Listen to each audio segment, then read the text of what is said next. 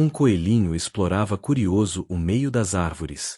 Ele fica preso entre a lama e os rochedos. Surge um cervo imponente. Com seus chifres fortes, ele remove os galhos e abre espaço para o coelhinho escapar. Mas o perigo ainda não acabou. Uma águia desce em voo para atacar o pequeno.